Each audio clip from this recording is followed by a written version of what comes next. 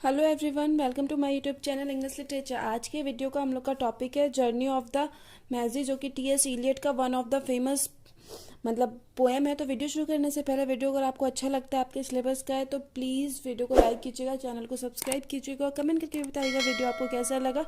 तो चलिए वीडियो शुरू करते हैं। Journey of the Magi is a poem है रिटन बाय टी.एस. इलियट, जिसको कि टी.एस. इलियट के द्वारा लिखा गया है। Who is a leading poet, जो कि एक प्रमुख पोएट थे, लिटरेरी क्रिटिक थे, प्ले राइटर थे, एसेइस्ट ऑफ इंग्लिश लिटरेचर के एसेइस्ट, प्ले राइटर, क्रिटिक के रूप में जाने जाते हैं। He is considered as one of the 20th century major poet, 20th century की one of the major poet के रूप में भी जाने जाते हैं, मुख्य पोएट के।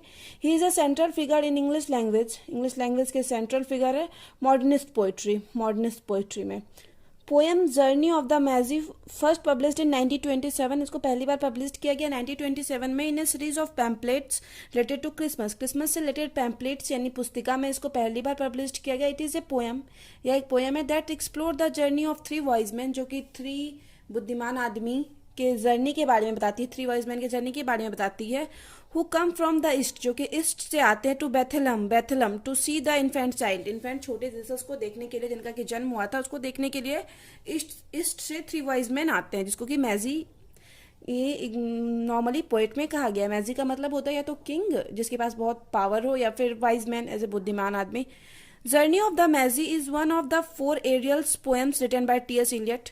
टी.एस. इलियट के द्वारा लिखा हुआ एरियल पोएम्स में से एक है journey of the मैजी।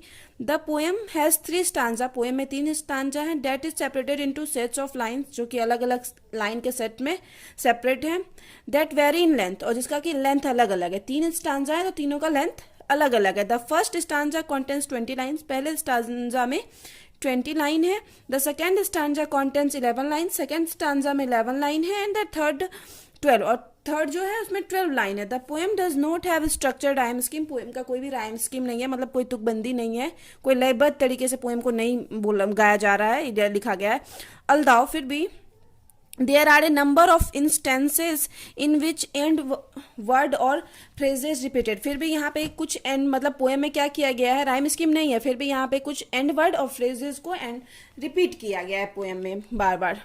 In the first stanza of the poem, the speaker, who is one of the traveling Magi, तो फर्स्ट स्टांजा जो पोएम का है उसमें जो स्पीकर है वो उनमें से एक है, जो कि ही ट्रेवल करते हैं मतलब मैजी के साथ, मतलब वाइज मैन के साथ starts the poem by giving a broad overview of the journey, और ये जो पोएम को स्टार्ट करते हैं उस मतलब यात्रा की व्याख्या करते हुए इस पोएम को स्टार्ट करते, अपनी यात्रा के बारे में बात करते।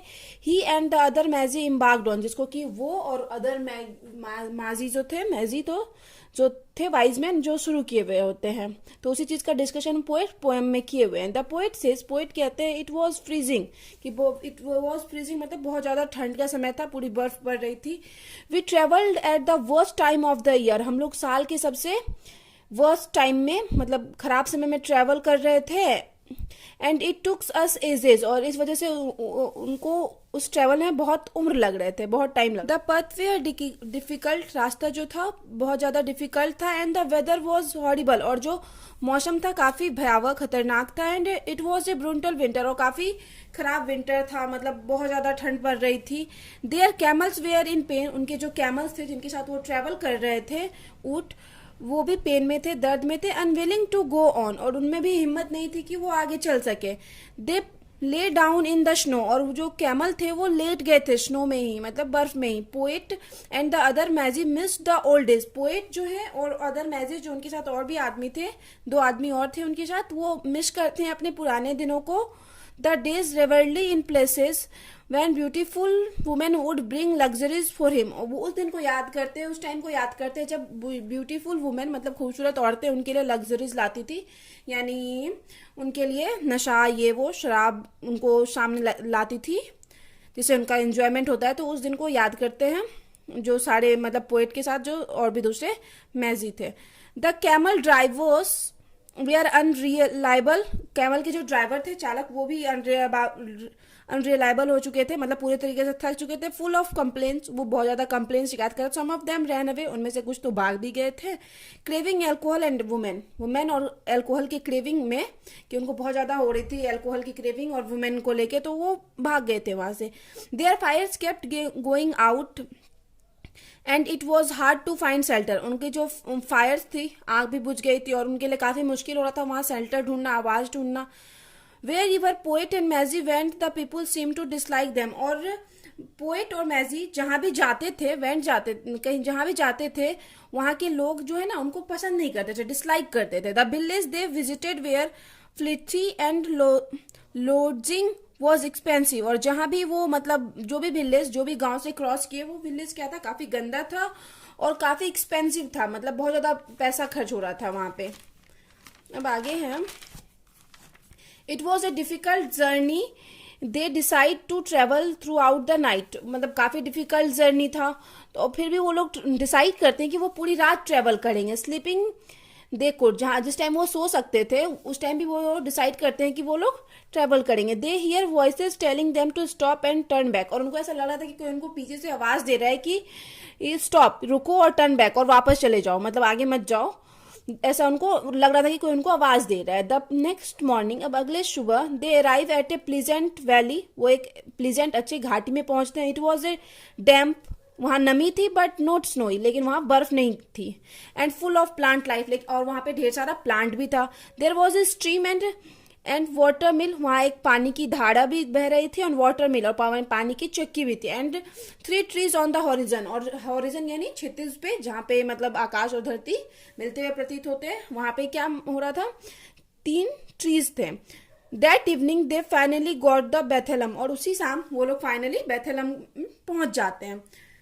दे साव द बेबी जीसस को देखते हैं। टू हिम, उनके लिए Jesus but did not feel like a positive development. उनके लिए कोई पॉजिटिव डेवलपमेंट नहीं था जीसस का, but something full of pain. But ऐसा कुछ था जिसमें कि पूरा दर्द भरा हुआ, क्योंकि उनका जो यात्रा था काफी कठिनाई पूर्वक मतलब यात्रा किए हुए थे, इस वजह से उनको बहुत ज्यादा खुशी नहीं होती है, मतलब पेन ही होता है। The speaker halts his description. अब स्पीकर क्या ऑफ द जर्नी, अपने जर्नी के डिस्क्रिप्शन को रोकते हैं। And moves the describe how he feels about the entire experience now. और उस चीज के तरफ मतलब मूव करते हैं कि वो बताते हैं कि अब वो पूरे मतलब जर्नी के दौरान कैसा एक्सपीरियंस किए। इट इज क्लियर, यह क्लियर है, he has terrible memories of the trip, कि उनके लिए जो ये ट्रिप का जो मेमोरी है, याद है, वो काफ़ी टेरिबल है, भयावह है, खतरनाक है। आफ्टर द ट्रिप के बाद, ट्रिप वॉज ओवर, जब ट्रिप खत्म होता है, दे रिटर्न टू देयर प्लेसेस, तो सब अपने अपने घर को मतलब प्लेसेस रिटर्न हो जाते हैं, देयर किंगडम, अपने अपने राज्य को। When they arrive there and attempt to settle back, जब वे लोग वहाँ पहुँचते हैं और मतलब कोशिश करते हैं कि वो फिर से सेटल हो जाए into the lifes they once knew and loved, उनके साथ जीने के लिए सेटल मतलब हो जाते हैं जिसके साथ वो रहते थे और जिनको वो प्यार करते थे। Everything had changed for them, but क्या था अब की बार ना, उनके लिए सारा कुछ चेंज हो चुका था।